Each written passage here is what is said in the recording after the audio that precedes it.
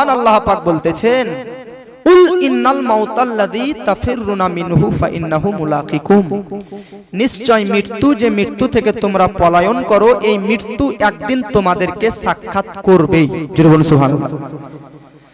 আচ্ছা, কয়েকটা পয়েন্টে কথা বলবো, দু চারটি, তারপর বক্তব্য শেষ। মরণ কার নাম, জীবন কার নাম? সায়েন্সের দৃষ্টান্তে, বিজ্ঞানের দৃষ্টান্তে জীবন কার নাম আর মরণ কার নাম, আর কুরআনের দৃষ্টান্তে জীবন কার নাম, মরণ কার নাম। তো সায়েন্স বিজ্ঞান আমাদের দৃষ্টিতে মরণ হচ্ছে শরীর থেকে রূহ বেরিয়ে যাওয়ার নাম, শরীর থেকে আত্মা বেরিয়ে যাওয়ার নাম মরণ। আর শরীর আর আত্মা একজেস্ট যুক্ত শরীরে আছে, এটার নাম হচ্ছে জীবন। জোরে বলেন। আচ্ছা, আমি জিন্দা না মুর্দা? জোরে বলেন তো। জিন্দা কি না? আমার মধ্যে জান আছে, জীবন আছে। এর মানে আমার যে রূহ, এই রূহটা আমার শরীরের মধ্যে লেগে আছে, যুক্ত আছে। তো বডি আর রূহ একত্রিত, এর নাম জীবন। আর বডি আর রূহ আলাদা, এর নাম হচ্ছে মরণ। এটা আমাদের দৃষ্টিতে, বিজ্ঞানের দৃষ্টিতে। কিন্তু কুরআনের দৃষ্টিতে এর নাম জীবন নয়, এর নাম মরণ নয়। ভালোভাবে বুঝুন, জীবন কাকে বলি আমরা, জীবিত কাকে বলি? যার মধ্যে আত্মা রয়েছে তাকে জীবিত, আর যার মধ্যে আত্মা নেই, প্রাণ পাখি আত্মা ইসরাইল নিয়ে চলে গেছে, তাকে আমরা মৃত বলি। কিন্তু কুরআনের দৃষ্টিতে জীবিত কাকে বলে আর মৃত কাকে বলে শুনেন বাবাজি। মিল্লাত ইসলামিয়া বিরাদার, কুরআনের মধ্যে আল্লাহ পাক কুরআনের মধ্যে বলতেছে, আমার নবীজি সাল্লাল্লাহু তাআলা আলাইহি ওয়াসাল্লাম ইসলামের দাওয়াত দিতে লাগলেন। বাবাজি, এই ইসলামের দাওয়াত কেউ কেউ গ্রহণ করলো, আবার কেউ কেউ গ্রহণ করলো না। ভালোভাবেই বুঝতে পারছেন বিরাদার, যারা ইসলামের দাওয়াত গ্রহণ করেছে তারা হচ্ছে মুমিন মুসলমান, আর যারা নবীজির কথা, নবীজির ইসলামের বার্তা গ্রহণ করেননি, তারা হচ্ছে বেদিন কাফের। ওগো বাবাজি, যখন বেদিন কাফেররা নবীজির কথা অ্যাকসেপ্ট করলো না, গ্রহণ করলো না, ইসলামের বার্তা গ্রহণ করলো না, তখন নবীজির মনে ব্যথা হলো। নবীজি বিরাদার পেটে পাথর রেখে ইসলাম প্রচার করে। কেনই বা নবীজির কষ্ট হবে না, যে নবীজি নিজের আল আওলাদকে বিরাদার শহীদ করিয়ে ইসলামের দাওয়াত দিতেছে, আর এই বেদিন বেধর্মীরা আজকে ইসলামের দাওয়াত কবুল করলো না।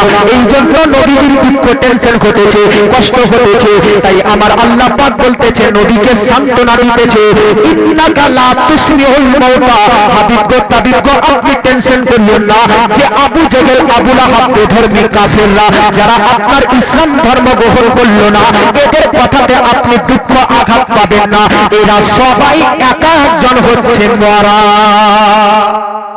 জোরে বলেন। আবু জেহেল, আবু লাহাব, কাফের বেদিনরা নবীজির ইসলামকে কবুল করলো না, তো নবীজির দুঃখ হচ্ছে। আপনাদের মধ্যে যদি কেউ আমার বক্তব্য না শুনেন, তো আমার তো দুঃখ হবে। তো যারা বক্তব্য নবীর শুনলো না, তারাও পৃথিবীতে চলাফেরা করতেছে। আল্লাহ পাক নবীকে বলতেছে, আপনি টেনশন করিয়েন না, দুঃখ করিয়েন না। ওরা হচ্ছে ইন্নাকা লা তুসমিউল মাউতা, মাউতা, তারা হচ্ছে মুর্দা, মরা। আবু জেহেল, আবু লাহাব, উতবা, উতাইবা সশরীরে চলাফেরা করতেছে, নিঃশ্বাস চলাচল, কার্বন ডাই অক্সাইড বার করতেছে, অক্সিজেন নিতেছে, নিঃশ্বাস নিতেছে, বডির মধ্যে আত্মা রয়েছে, তবুও কুরআনের মধ্যে আল্লাহ পাক বলতেছে নবী তারা হচ্ছে মরা। আচ্ছা, তাহলে বেরাদার, আপনারা অন্ধ কাকে বলেন, বোবা কাকে বলেন, বধির কাকে বলেন? যে দেখতে পায় না সে অন্ধ, যে বলতে পারে না সে বোবা, যে শুনতে পায় না সে বধির। কিন্তু কুরআন বলতেছে কারা অন্ধ, কারা বোবা, কারা বধির। বাবাজি, আল্লাহ পাক বলতেছে, সুম্মুন বুকমুন উমিয়ুন ফাহুম লা ইয়ারজিউন। বাবাজি, নবীজির ইসলামের দাওয়াত যখন কবুল করলো না, তখন আল্লাহ পাক আবার নবীকে বলতেছে, নবী গো, এরা আপনার কথা শুনবে না, এরা আপনার কথাতে ধ্যান দিবে না। কেন কেন কেন?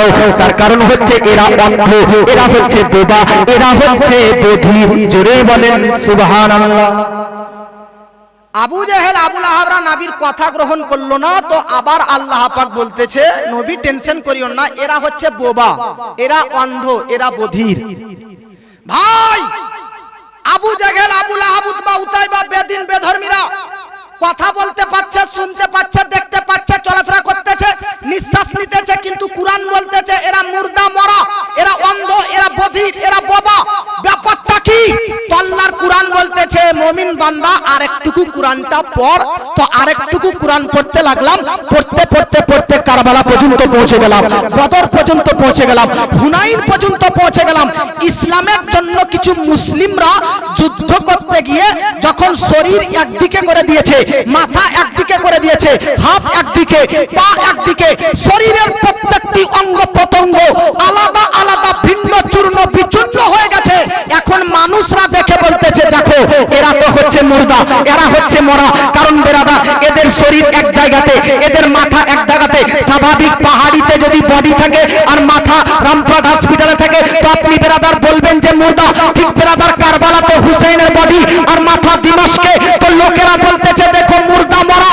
আল্লাহর কুরআন তখন অ্যানাউন্স করতেছে ওয়ালা তাকুলু লিমা ইউকতালু ফি সাবিলিল্লাহ, ও জগৎবাসী এদেরকে মুর্দা বলিও না, মুর্দা বলিও না। কেন? তার কারণ বাল আহিয়াউন, এরা হচ্ছে জিন্দা, এরা হচ্ছে জীবিত। তাহলে বাবাজি বিরাদার যারা কথা বলতে পারছে বেদিনরা, যারা আজকে চলাফেরা করতেছে, যারা নিঃশ্বাস নিতেছে, যারা অক্সিজেন নিতেছে, যারা কার্বন ডাই অক্সাইড ছাড়তেছে, যাদের শরীরে বডিতে আত্মাটা রয়েছে তাদেরকে কুরআন বলতেছে বেরাদার মরা। আর যাদের শরীর থেকে মাথাটা আলাদা করে দেওয়া হয়েছে তাদেরকে কুরআন বলতেছে জিন্দা। ব্যাপারটা কি? আল্লাহ পাক বলতেছে জিন্দা আর মুর্দা, জীবন আর মরণের সম্পর্ক আত্মা আর বডির সঙ্গে নয়, বরং জীবন আর মরণের সম্পর্ক হচ্ছে নবীর সঙ্গে। যারা নবীকে মহব্বত করে এই পৃথিবীতে জীবন যাপন করে, যারা নবীকে মহব্বত করে এই পৃথিবী থেকে কবরে চলে যায়, মরার পরেও তারা জিন্দা। আর যারা পৃথিবীতে বেঁচে থাকতেও নবীর সঙ্গে গুস্তাখি করে, বেঁচে থাকতে হাকিকাতে এরা হচ্ছে মুর্দা। আল্লাহ